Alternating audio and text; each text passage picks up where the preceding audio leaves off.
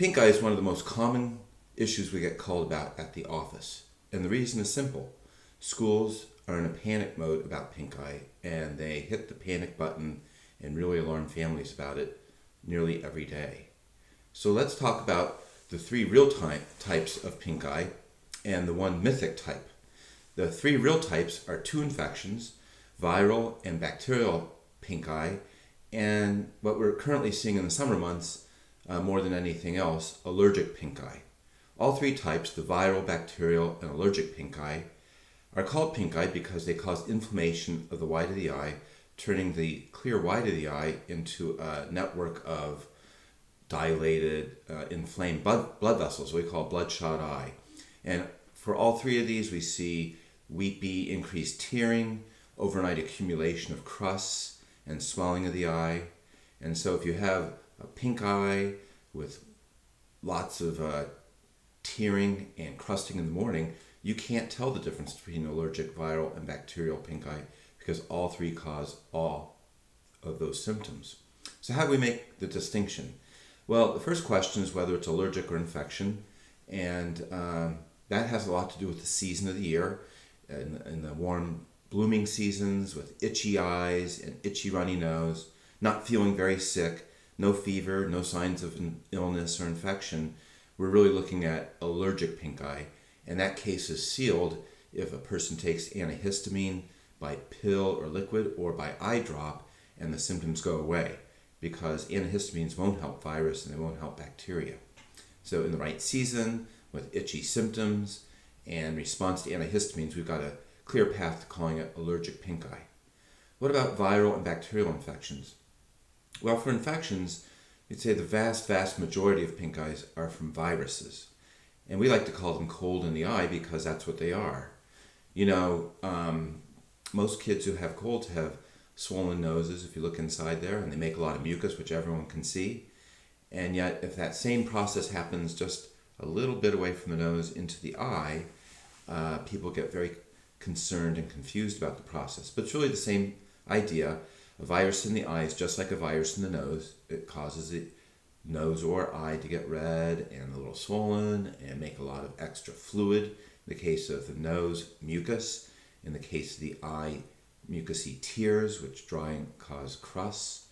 And so if you see a weepy eye that's a little red in the context of a cold, you're almost certainly talking about viral pink eye or viral conjunctivitis. Now keep in mind, if you have a cold, all that gunk collects and dries overnight, and so you wake up in the morning with a really dried, clogged nose, or in the case of the eye could be swollen shut, matted down with crust. That's still a viral process. The distinction between virus and bacterial pink eye comes later in the day once you've cleared out all the goop from what's accumulated overnight, and you take a look at your child during the day. If you see basically some increased tearing and mucus, that's viral pink eye, or what we call a cold in the eye. Bacterial pink eye is diagnosed when we see a lot of pus really overflowing the eye all during the day.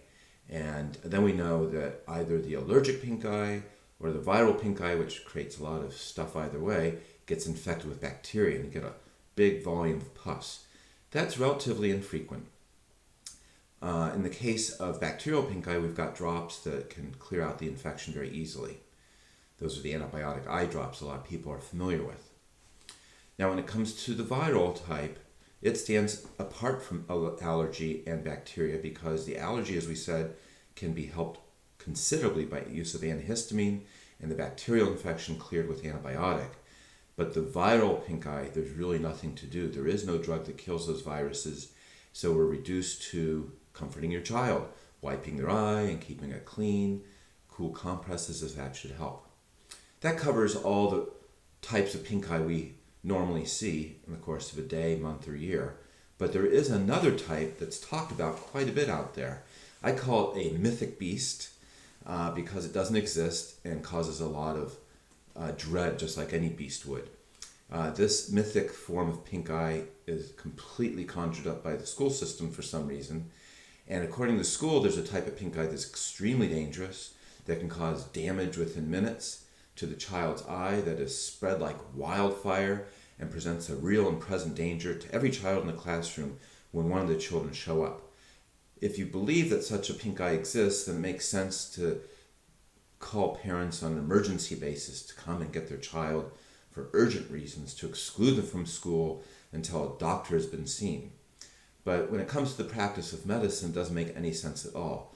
None of these real types, the virus, the bacteria, the allergy causes of pink eye, are terribly contagious. We typically see children with any of these three types without it spreading to other members of the family.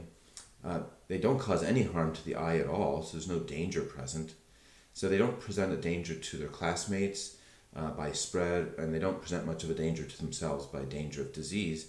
And the bottom line is this mythic beast, this scary type of pink eye that schools constantly talk about, doesn't in truth exist. And that's a real answer. So I hope these real answers about pink eye have been helpful. Just to summarize, there are really only three types of pink eye that kids typically have. There's the cold in the eye, which accounts for most of the pink eye in the winter. There's allergic pink eye, which accounts for most of the pink eye in the warm months. And then there's the bacterial pink eye, which is an infrequent complication. The allergies and bacterial forms can be treated, the viral cannot. But any of those three cases, the outlook is very rosy. Again, thanks for joining us at Real Answers with Dr. Lavin. It's been my pleasure to share with you the best that science has to offer. And be well.